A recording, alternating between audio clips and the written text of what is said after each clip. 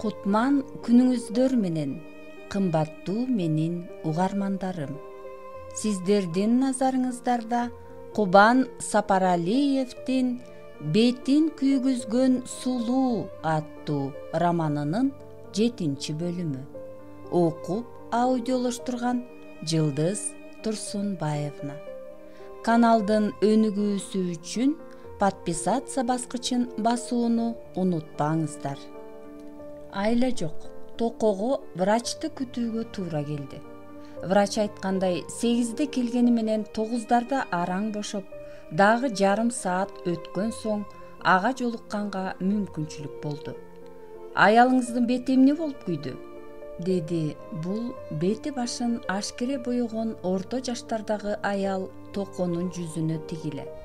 Ал менин аялым эмес, деди кичине сүрдөй түшкөн Токо. Эмне болуп күйгөнүн дагы билбейм. Кандайча билбейсиң? Пациентти сен алып келдиңби бияка? Ооба. Анан кайдан билбейсиң? Мен эшиктин алдында турсам, бирөөнүн үйдөн катуу чыңырганы угулду. Кирип барсам, бетин күйгүзүп алыптыр. Жанында эч ким жок экен. Өз бетин өзү күйгүздү окшойт. Бул мүмкүн эмес. Буга эч кимдин эрки жетпейт. Мейли, муну териштирүү биздин иш эмес. Андан көрө бул келинге жардам керек. Кандай жардам? Дары-дармек жагынан, деп бир барак кагазды алдына жылдырды эле Токо андагы 3-4 дарынын тизмесин чолуй окуп өттү. Мейли, деп чыга жөнөгөн Токо дарыканага барып тизмеленген дарыларын алып врачка кирсе, сүрдүү милиция формасына ого бетер сүр берген долдойган кара сур кебетелүү киши отурган экен. Токону өңүрөйө карап суроо узатты. Жанагы аялынын бетин күйгүзгөн сенсиңби? Жок, ал менин аялым эмес. Бетин дагы мен күйгүзгөн жокмун, деп Токо бул күтүүсүз кабыргадан берилген суроого мукактана түшүп жооп берди. Аялыңбы, же мындай жашаган катыныңбы, же болбосо ойношуңбу, не болсо дагы кызганычтан анын бетин күйгүзгөнүң бул факты болуп турат. Көп кыйшалаңдабай, күнөөңдү мойнуңа ал. Баары бир билинип калат. Бул менин эч кимим эмес. Ишенбесеңер өзүнөн сурагыла, деди Токо өзүн колго ала чыйрала түшүп. Сурайбыз. Башкалардан дагы сурайбыз. Эч кимиң болбосо тигинче дарыны алып келмек эмессиң да, туурабы? Эптеп аялдын оозун жапсаң, кылмышың дагы жабылат деп жатасың да. Эми адамга жакшылык кылса да, соопчулук көрсөтсө да кылмышпы? Мен акмын, каалагандай текшере бергиле, деди коркоор эч нерсеси жок Токо опузаланган тигиге тең ата сүйлөй. Ушунча жыл иштеп, өз бетин өзү күйгүзгөн аялды биринчи көрүшүм. Кызганычтан улам аялынын бетин кислота менен күйгүзгөндөр болду эле. Бул жерде кандайдыр бир сыр бар, деп врач кепке аралашты. Каяктагы сыр? Кызганычтан улам болгону көрүнүп эле турат. Андан көрө пациентиңиз ойгонуп турбу, билбейсизби? Азыр, деп чыгып кеткен врач аздан кайра баш багып, жүрүңүз, деди. Бетинде кандайдыр ак дарышып алган Эркай көзүн жумган бойдон жатыптыр. Жүзү кыймылсыздай сезилгени менен аба жетишпей тез дем алган сымал көкүрөгү былкылдап турду. Карындаш, деп акырын сурады милиция. Сиздин бетиңизди ким күйгүздү? Эркайдын ойго экени былк дейт жанданган жүзүнөн, жылтырай кичине ачылган көзүнөн билинип, эриндери кыбырай түшүп токтоду. Карындаш дейм, сиздин бетиңизди ким күйгүздү? Деп сурап жатам.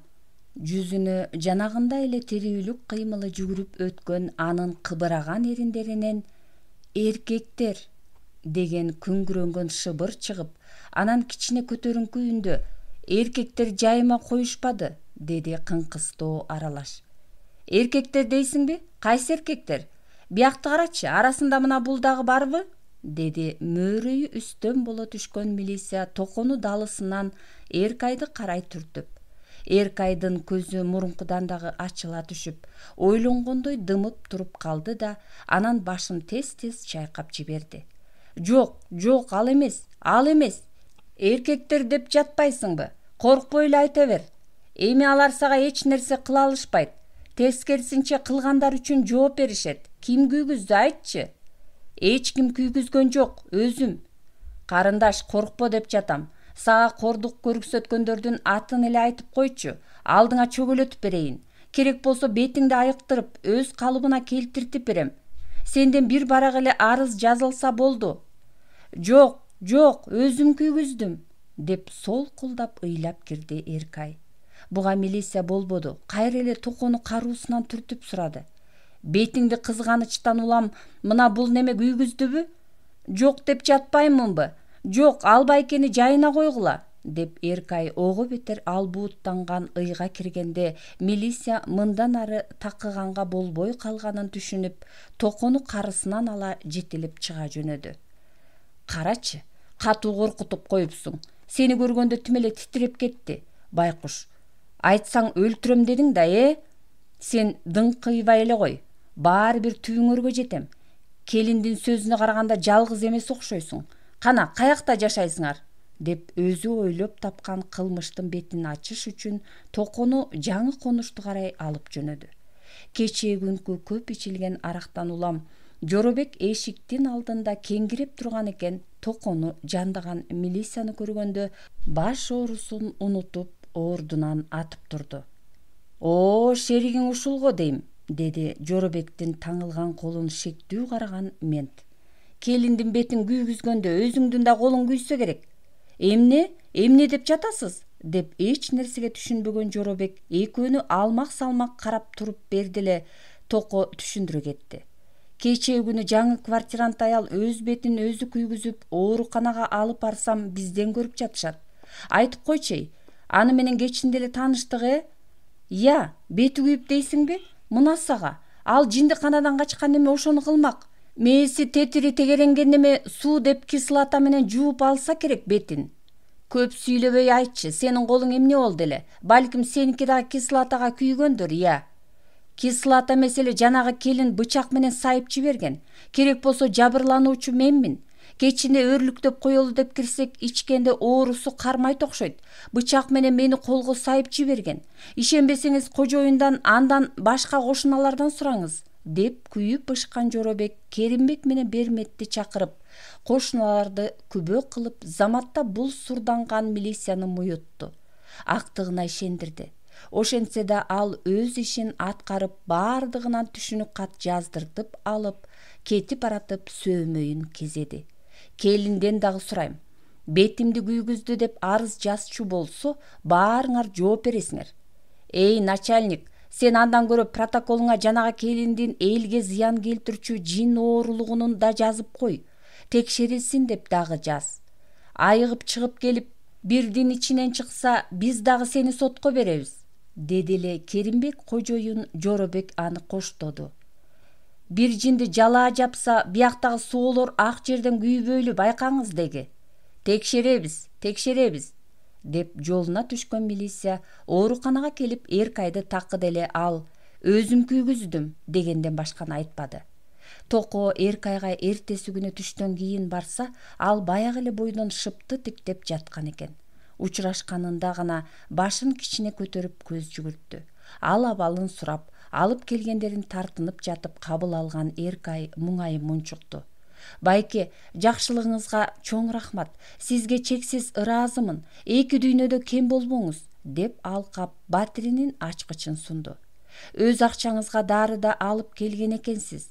Үйгө кирсеңиз чоң чемодан бар. Аны ачсаңыз кичинекей чөнтөгүндө акча бар. Кетирген чыгымдарыңызды толуктап алыңыз, деп Токонун кой дегенине болбой ачкычты карматты.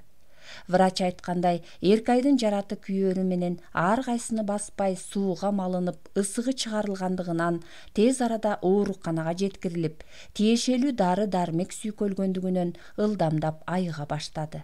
Минтип жарасы карттанып, оорусу азайган сайын Эркай өзүн жеңил сезмек тургай, кайра көңүл оорусуна чалдыгып, мүңкүрөгөн абалынан көтөрүлө албай, кайгыга боюн таштап жиберди. Баягы 100 кыздын ичинен жарк этип көрүнчү, суктанууну жаратчы Эркайдын ордунда эми сүйкөлгөн дарысы саргайган, катыган карты карайган, иретсиз кыркылган чачы саксайган, айоо менен иренжүүнү чакырган, жатса телмире шыптик деген, отурса үңкүйө жер караган бирөө калды. кээде жөн туруп эле шолоктоп ыйлап жиберип, кайбирде өзү менен өзү сүйлөшкөндөй күңкүлдөгөн, күтүүсүз ызалуу күлүп жиберген ага бүт оорукана түшүнө бербей карап, кандайдыр бир жин оорусу бардай мамиле кыла башташты. Ушинтип эч ким менен сүйлөшпөй, өзү менен өзү болуп туруп алганында врачтар ага психолог чакыртышты.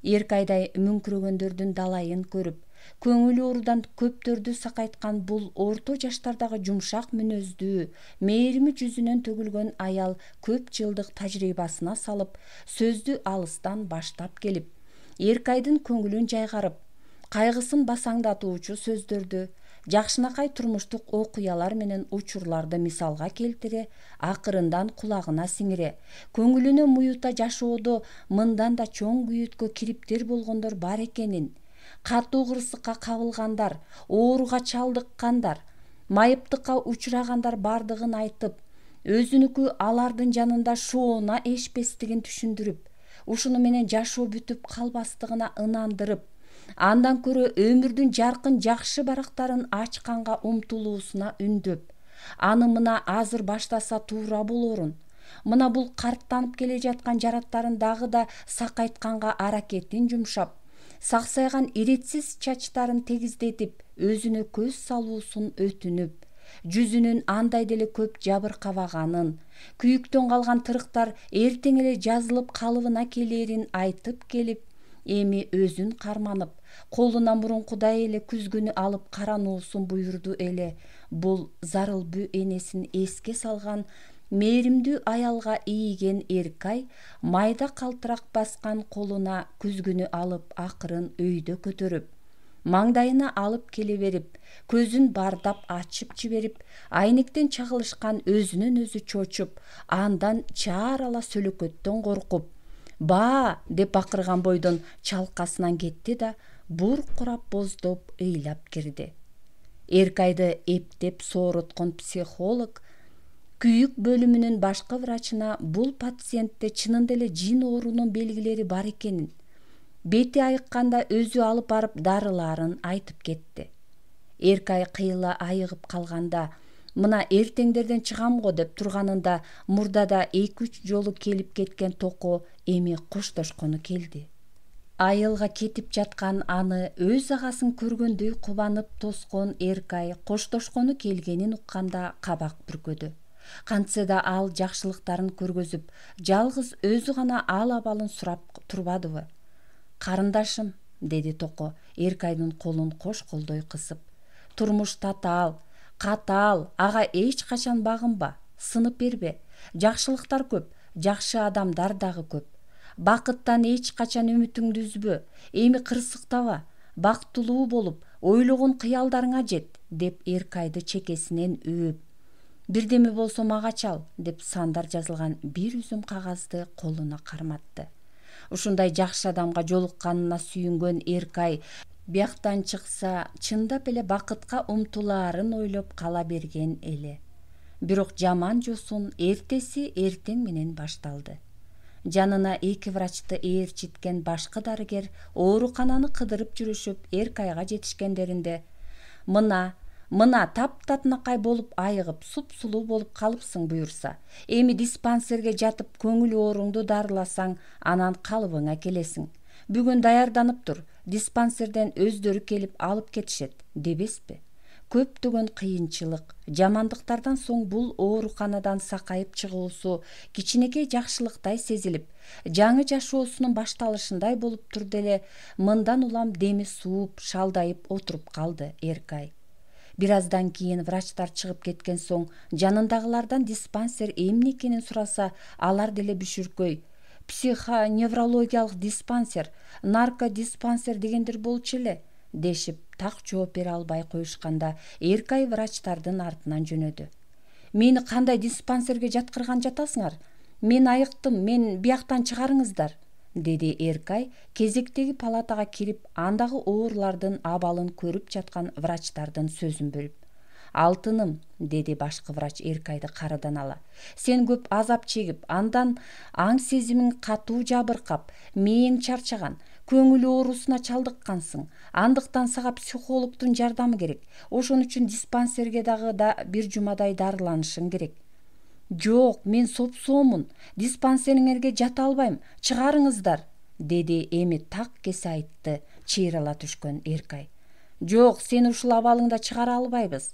Дагы дарыланышың керек. Чыккандан кийин эч нерсе болбойсуң деген кепилдик жок да. Психологдун жардамын башкалар акча төлөп алып жатышат. Ал эми сага бекер болуп жаткандан кийин бара бер да. Жок, психологдун кереги жок. Жиндиканага жатпайм. Карындаш, сен түшүнбөй жатасың. Туугандарың бар болсо чакырчы, сүйлөшөлү, деп башкы дарыгер сөз бүттү дегендей башкага көңүлүн бурду эле Эркай эмне дээрин билбей шалдая түштү. Дароо эле жалгыздыкты сезип, шаардагы тааныштарын эстеди. Жаңы жашоо баштамакчы болуп, мурунку жашаган, иштеген жериндеги баардык тааныштарынан кол үзүп, телефон номерлерин, даректерин жок кылбады беле. Ал тургай Айсалкын Аяш энесинин да телефонун билбейт. Анда бир гана Токонун кечээ таштап кеткен бир үзүм кагазы бар эле. Бирдеме болсо мага чал деген сөзү да көңүлүндө турган. Андыктан ал дароо эле палаталаш эженин телефонун сурап, тийиштүү сандарды терди. Кап, азыр эле таксиге отуруп жатпадым беле, деди Токо Эркай чалган максатын айтканда. Байке, жакшылыгыңызды эки дүйнөдө тең унутпайын. Мага жардам кылыңыз. Болбосо мени жиндиканага которгону жатышат. Мейли, азыр барып калам, деп Токо кыска жооп бергенде Эркай: Рахмат байке, эшикте күтүп турам сизди, деп кубанычына ээ боло албай калды. Ошентип баягы Токо менен жолчу өрлүктөп киргендеринде аларды өзүнөн сестентиш, иренжитиш үчүн гана жиндиканадан качып чыктым деп айтып койгон кеби чындыкка айланып, баягы пенденин оозунда болсо периштенин кулагында дегендей болуп, эми жиндиканадан чындап качып кетүүгө туура келип турганын ойлоп, таң калып сыртта Токону күтүп турду. Байке, деди Эркай, Токону көргөндө жакынын көргөндөй эреркей түшүп. Мени бияктан эптеп алып чыгып кетиңиз. Болбосо жиндиканага жибергени жатышат. Койсоңчу, кантип эле жиндиканага жиберишсин? Жөн эле сени жакшылап айыксын деп башка ооруканага которуп жатышса керек. Мен сопсонун эле айыктым. Дагы дарыланыштын кажети жок. Агасымын дейсизби, же күйөөсүмүн дейсизби, кандайдыр бир шылтоо таап, мени бияктан чыгарып кетиңиз. Болбосо бая күнү эч кимис эмесмин деп койдум эле, эми ишенишер бекен? Ишенгидей кылыңыз. Мейли анда, көбүрөөк калп айтышка туура келет окшойт. Башкы дарыгерди далистен жолуктурган Токого шыр эле калп айтканга туура келди. Саламатсызбы? Мен Эркинайдын күйөөсү болом. Аны диспансерге которулду деп жатыптырсыздар. Ошол боюнча силер менен сүйлөшөйүн дедим эле. Эркинайдын күйөөсүсүңбү? Анын эч кимиси жок дешпеди беле? Мен мындай жарандык никедеги күйөөсүмүн. Эркинай диспансерге жатпай койсо болбойбу? Болбойт. Ал дагы да дарыланышы керек. Аң сезимине доо кеткен үчүн психологдун жардамы керек. Мейли, бирок ал өзүн соомун деп эсептеп дарылангысы келбей жатат. Мен аны менен сүйлөшөйүн, көндүрөйүн. 2 күнгө уруксат бербейсиздерби? Үйдө болуп келсин. Деги ал аялың экени чынбы? Чын. ЗАГСка турбасак да 2 жылдан бери чогуу жашайбыз. Документибиз болбосо дагы күбөлөрүбүз бар. Эркинайдын өзүнөн деле сураңыз. Мейли, өзү эмне дээр экен? 2 күнгө үйгө барса барып келсин. Анан өзүң диспансерге жеткирип коесуң да. Албетте эже, албетте жеткирип коем. Дарыланып сакайып кеткени мага жакшы эмеспи? Деп Эркайды ээрчитип келгени чыга жөнөдү. Экөө башкы врачтын кабинетине киргиче 2 жыл чогуу жашаган күйөөм деп айт деп шыбырады. Ошентип жарым саат өтпөй дарыгерди ынандырган экөө ээрчишип ооруканадан чыгышты. Токо Эркайдын тартынганына, каршыкканына болбой чач тарачка алып кирип, күзгүнүн маңдайына отургузганда гана күйүктүн салдары толук кете элек жүзүнө айласыз көз жүгүрттү. Анын калтыраган колдору чекесиндеги тегерек кызгылт агыш түстөгү тырыкты аяр сыйпап өтүп, эки бетинин отундагы кашыктын ичке учунан калган издерди сылап алып, оң уртунан эгине чейинки терең тырыкты басты. Далайлар суктанып жетпеген айдай жүзүнүн адырайып калганын көргөн Эркайдын көздөрүнө акырындан жаш толуп, мөлт-мөлт эте тоголонуп, тооктун куйругундай болгон чолтойгон чачын чач-тарач иреттеп, тегиздеп, жасалгалап чыккыча бетин жууп турду. Бул көз жаш күйүп, айыгып, тырыкка айланган жүзүнүн гана күйөтү эмес эле. Бул өзү бойго бүткөндөн берки тайкы тагдырына болгон таарынычы, кайрылгыс болуп кеткен кылычтай жарына, экөөнүн бактылуу жашоосуна, аргасыз айылга кетирген улан уулуна болгон сагынычы, жакшынакай жашап, иштеп турган жеринен жөн эле туруп жалаага жабылып, кубаланганына болгон ызасы болчу. Ушинтип көз жашына ээ боло албаганы менен денесин солкулдатпай кармаган Эркай чач-тарач өз ишин бүтүп, башын жууп келип кайра отургузганда, купулуна толо түшкөн жасалгалуу чачын көрүп кубанып да кетти. Өзүнүн андай деле адам жийиркенээрлик куник кебетеге түшпөгөнүнө ынанып, көңүлү көтөрүлдү.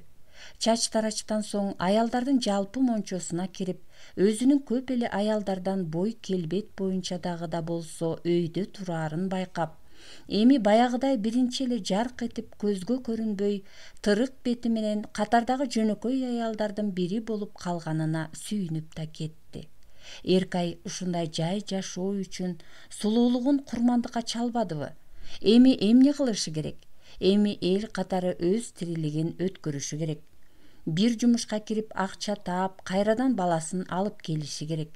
Ушул кебетеси менен баласы өзүн тааныбай калышы мүмкүн экени көңүлүнө кылт эткенде заманасы куурулуп кетти Эркайдын. Ошентип ал күнү жолдон калган токо кечки Эркайды жандап жүрүп, кечте батирине жеткирип келди.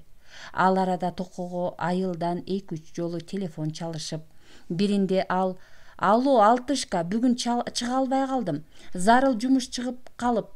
Эртең Кудай жол берсе барып калам. Кандай жумуш болмок эле. Баягы көп жумуштардын бири да. Кантип барбай коеюн? Барам, жөн эле жиңдене бербечи. Алло, Алтыш, алло!» деп тиги телефонду өчүрүп койгондо, колундагы байланыш куралын ыргытып жиберчүдөй боло, кол шилтеп кыжаалат боло түштү. Кийинки шыңгыраган 2 телефон чалуунун бирине: «Ата, мен бүгүн зарыл жумуш чыгып калып чыга албай калдым. Эртең барып калам. Камтама болбоңуз. Өз ордумда эле калып иштемей болдум. Кечирип коюңуз, туура эмес кылсам», деп жооп берсе, экинчисине: «Алло, агай, мен бүгүн бара албай калдым. Менин сабактарымды бөлүшүп өтө туруңуздар. Ооба, кечирип коюңуз. Эртең барып калам», деп оңтойсуз абалда кала сүйлөштү эле мунун күнөөкөрү өзү экенине уялган Эркай: «Кап, байке, сизге тил куздум Мунуңузду билгенде жолдон калтырмак эмесмин. Кечирип коюңуз», деп кыжаалат боло түштү эле токо кайра өзүн жооткотту. «Эч нерсе эмес. Жарым күндөн жарыш жок дейт. Мен бүгүн жетип барганымда эле бир нерсе өзгөрүп кетмек беле. Анын ордуна сени ооруканадан чыгарып алганым жакшы болду. Диспансерге которуп жиберишсе, дагы бир жумача убакытың текке кетмек экен. Рахмат, байке. Сиз болбосоңуз мен кантет элем? Керек болсо мен сизге эч ким деле эмесмин да. Кандай жакшы адамсыз», деп алка деле токо буга оңтойсуздана түшүп. «Бир сага жакшы адам болуп жатканым менен тияктагы канча кишиге жоопкерчилиги жок начар бирөө болуп жаттым экен. Ха-ха-ха», деп жайдары каткырып, Эркайдын көңүлүн жайгаргансыды. Келишсе, Жоробектин үйү бек экен. Кожоюндар да көрүнүшпөдү. Кирээри менен жатып жатпай, түнөп түнөбөй туруп, ооруканага кеткен Эркай жаңы батиринин жыйналып, иреттелип калганын байкап, бул токоголдуу болгонун боолголой, ага чексиз ыраазычылыгын билдирсе, чемоданындагы акчасынын кемибегенин көрүп, акчасы жок байкуш эмне деп алкаарын билбей калды. «Өзүң кырсыктап тиякта жатсаң, акчаңды алганга колум кантип барат эле? Эгер буга өзүңдү аябай ыңгайсыз сезип жатсаң, качан акчаң көбөйүп байыганда берерсиң. Ага чейин камтама болбо», деп ойлоно түшүп, анан: «Бирок мен алчуумду алдым, ошол жетет», деп туюк бүтүрдү кебин. «Ой байке, рахмат сизге. Бул жакшылыктарыңыз менден кайтпаса да Кудайдан кайтсын. Сиз айткандай мен деле бир күнү байырмын. Ошондо буюрса 2 эселеп кайрыйм акчаңызды, деди Эркай эреркей түшүп көзүнөн жаш тегерине. Үйүндө туздан башка азык түлүк жок болгондуктан экөө ээрчишип алып дүкөнгө да барып келишти. Эркай чыс-пыс кыла картошка кууруп, чогуу отуруп чай ичкиче кеч күздүн күүгөмү бат эле кирип келип Жоробекке чикти. Кыязы ал карт бойдок жолдон солго бурулуп катын уулап кетсе керек. Токо досуна чалайын деп, бирок тынчын алып чала албай же кетип кала албай отуруп, эл жатар убак келгенде Эркай: «Ой байке, келбеген досуңузга эмнеге зарыктыңыз? Биякта үй турса, мен төшөктөрүмдү бөлүшөм, жатып алыңыз», деп бир төшөгүн чогуу салып, бир төшөгүнүн бир учун токонун артына төшөп, экинчи жагын үстүнө жамынчы жасап, өзү дагы жуурканын ошондой салынып, жамынгыдай кылды. Эркай анткени менен ал күчкө толуп турган эркек менен тар бөлмөдө жанаша, жалгыз жатканына кооптоно түштү. Төшөк салынып бүткөнүндө сыртка чыккан Токо тамекисин чегип киргиче Эркай жарыкты өчүрүп чечинип жатканга үлгүрдү. Эркек аттуудан жүрөгү үшүп калган ал сырттан Токо киргенинде төшөгүнө бекем кымтынып, мына тигил басып жыгылчудай калтырап титиреп бүрүшө калды. Токонун эшикти акырын ачып, бир аттап кирип бутун чечип, дагы бир кадам жасай караңгыга көзүн көндүрүп, өзүнүн жатар жайын болгулоп, анан үстүндөгү калың күрмөсүн чечип, төшөк үстүнө таштаганын, баш кийимин баш жагына коюп отуруп шымын чечкенин, ал тургай курунун тогоосу шылдыраганынан бери сезип, угуп жаткан Эркай ушул өзү жакшы адам экен деп ишенип, жогору койгон эркек башкаларчылап сокур курманга алдырып коюнуна колун сойлотпосо экен, көптүн бири болуп калбаса экен деп тилеп жиберди. Анда эле бүт эркектер айбан турбайбы? Алардан жакшылык күтсө болбойт экен. Алар үчүн аялдын көңүлү эмес, денеси гана кымбат экен деп жакшылыктан үмүтүн үзмөк. Өмүр бою эркек аттуудан жаа бою качып иренжип, жийиркенип турмак. Дүйнөдөн ак так өтүүгө бел байламак. Чечинип жаткан Токонун тамеки жырттуу илеби келип, бүт бөлмөнү ээлеп бара жаткансыды. Оң ыптасынан анын дем алганы сезилип, бүлкүлдөп кыймылдаганы билинип турду. Азыр бурула калып эле басып жыгылса кучагында тумчугуп жатып берерин сезип бүрүшүп жатты Эркай. Ага жараша Токо дагы жаңы жаткан ордуна ыңгайлашып жатты белем, ары оодарылды, бери оодарылды, башы менен жаздыкты ныктагансыды. Анан кандайдыр демин ичине чоң тартып, кайра бышылдай акырындан чыгаргансыды дагы тынч жатып калды. Бирок бир аздан кийин кайрадан ооналактап түйшөлө баштады. Кыязы жука салынган алдынан сыз өттү окшойт. Же жанында жаткан өзүнөн улам эркектик делебеси козголуп, анысын араң токтотуп жатты белем, Айтор тынчый албай ооналактай берди. Мындан улам сыртынан уктамыш болуп тынч жатканы менен ичине бүлүк салган коркунучтан улам кайра калтырай баштады Эркай. Чыңалып чыккан бул абалды Токонун «Эркинай» деген акырын үн катканы огу бетер чымыратып, Эркай «ии» дегенге алы келбей дымыды. «Эркинай, мен таң атпай акырын чыгып эч кимге көрүнбөй кете берейин», деди Токо күтүүсүздөн. «Эмнеге? Шашпай чай-пай ичип алып кетиңиз», деп Эркай эми жеңилдене түшүп жооп берди. «Менин сеникине түнөгөнүмдү көрүшсө жаман ойлошот. Өзгөчө менин Жоробек досум. Ойлошсо ойлой беришсин. Өзүбүз ак болсок болду да», деди Эркай коногунун эч кандай өзүн баса калайын деген жаман ою жок экенин ушул сөзүнөн улам билип, жеңилдей түшүп. «Кой, мен го кетип калчу кишимин. Сен булар менен ынтымакта түшүнүшүп жашашың керек. Мейлиңиз, бирок канчада кетсеңиз да туруп чай кайнатып берем. Антпесе жолду ката ачка болосуз». «Антсең мейли анда». Экөө тең сөз түгөнгөнсүп унчукпай калышты. Эркай эми өзүн эркин сезип, жанатан бери Токодон шектенгени үчүн уялып кетти. «Байке, өзүңүз жөнүндө айтып бербейсизби? Мага канча көп жакшылык кылсаңыз да атыңызды дагы жакшы билбейм», деди Эркай бир аздан соң. «Жаман иттин аты бөрү басар, жаман кишинин аты Токтоназар деген мен болом, Эркинай. Баса байке эле дейсиң, сенден жашым деле улуу эмес болушу керек. Мен үчүн жакшы адамсыз. Тең болсоңуз деле, кичүү болсоңуз деле байке эле дей берейинчи. Сиздей байкем болгондо, деп сөзүнүн аягын улутуна бүтүрдү. Менин деле сендей карындашым жок. Мейли бир тууган болуп жүрөлү. Бирөө айткан турбайбы? Бир тууган болуш үчүн сөзсүз эле бир ата бир энеден туулбаш керек экен деп. Аябай жакшы айтыптыр. Бирок менин чын атым Эркинай эмес, Эркайым.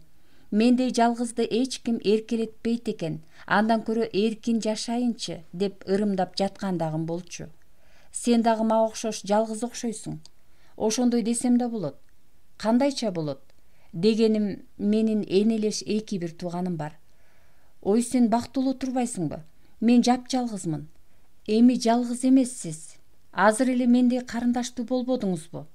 Ооба. Рахмат карындашым. Сизге да рахмат. Эми өзүңүз жөнүндө айтып бериңиз. Жок, сен өзүң жөнүндө айтып берчи. Баягы таанышкандан бери сенин тагдырың мен үчүн табышмактуу болуп келе жатат. Сендей татынакай периште жалгыз болбошу керек эле. Сиз биринчи айтып бериңиз өзүңүз жөнүндө. Мен биринчи сурадым. Анан мен айтып берейин. Бизде каяктагы кызыктуу тагдыр дейсиң? Төрөлдүк, өстүк, мектепти аяктап, университетте окудук. Кайра өз мектебибизге мугалим болуп бардык. Бүттү. Ошентсе деле ортосунда жашоо турмуш болду да. Мисалы, жеңе менен кантип баш кошуп калдыңар? Ал эми көп сөз. Бирок кызыгы жок болушу керек. Айта бериңиз, мен үчүн кызык эле. Ишенесиңби, Эркинай? Эркинай эмес, Эркай. Эркай. Ишенесиңби? Өзүм тарбия завуч болуп туруп, бир айдан бери жумушума барбай биякта качып жүрөм. Анан менден кайдагы жакшы адам, кайдагы жакшы мугалим. Анын да себеби бар да. Себеби бар. Бирок аны уксаң мени жемелейт болушуң керек. Айта бериңиз, жемелебейм. Эми менин тагдырым түшүнүктүү болушу үчүн сөздү тетигил 7 атамдан башташым керек. Баштай бериңиз, түн узун. Менин 7 атам Көбөн Ашкере балбан, баатыр киши экен. Ал убакта жоопкерчилик заманда. Ошол заманына жараша Көбөн баатыр бабабыз дагы эрдиги менен эл багып, тетигил казак чектеринен нары барып, жылкы тийип келип, айлына бөлүштүрүп берип жүрчү тура. Өзүндөй болгон 2-3 жолдошу менен кетип, көбүнчө жолдуу болуп, сейрек гана кур кол келишчү экен. Бир күнү Көбөн бабамды коңшу айылдагы 3 бир тууган, үчөө тең солкулдап турган жигиттер өздөрү көкүтүппү, же Көбөн бабам аларды азгырыппы, айтор жылкы тийүүгө чыгышып, жолдору болмок тургай жылкычылардын катуу каршылыгына тушугушуп, кырчылдаган чабышта 3 бир туугандын үчөөсү тең мерт болуп, Көбөн бабам өзү араң тажрыйбалуулугу менен каш көйлүгүнө салып жатып араң кутулуп чыгат. Коколой башын минтип арачалап чыкканы менен күлгүндөй 3 жигитти татынакай ээрчитип кетип, аларсыз кайсыл бети менен элге кайтмак эле. Кандай да болбосун, жок эле дегенде алардын сөөгүн ала кетейин деп, ал аймактан алыстабай акмалап жүрүп, оңдой берди боло 3 бир туугандын сөөгүн кумга көмүп кеткен жеринен таап, жалгыз атына жүктөп, өзү жөө жалаңдай күндөп түндөп жол жүрүп кайтып келет.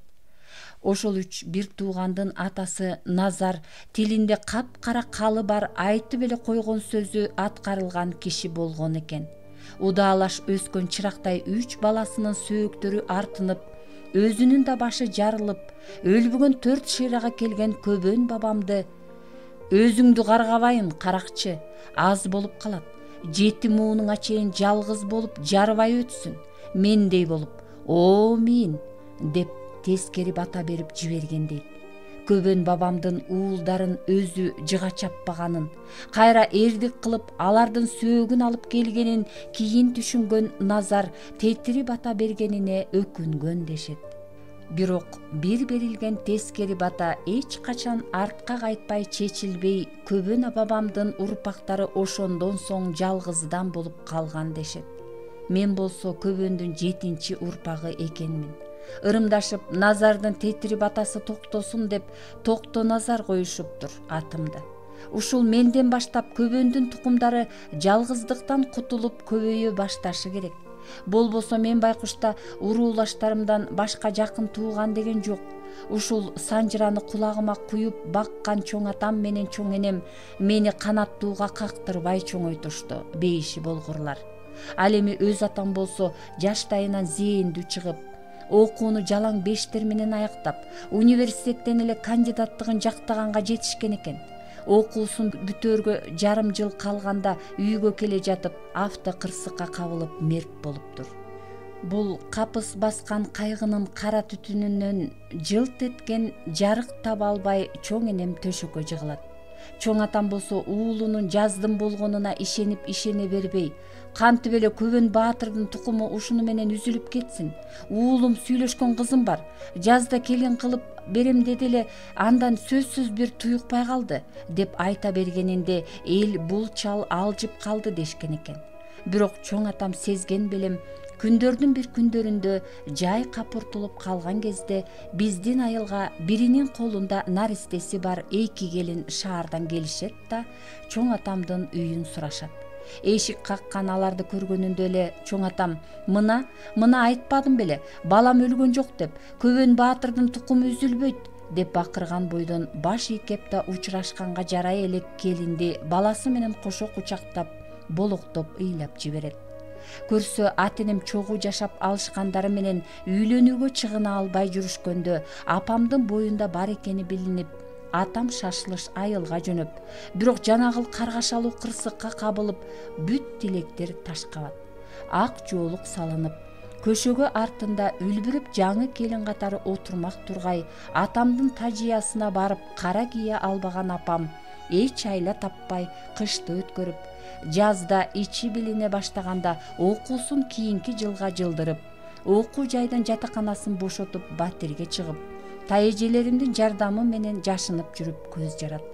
Анан бала менен 1 ай отуруп, минтип эч кандай жашоо өтпөсүнө көзү жеткен соң эжесинин коштоосунда издеп келип, мени чоң атама таштап кеткен экен.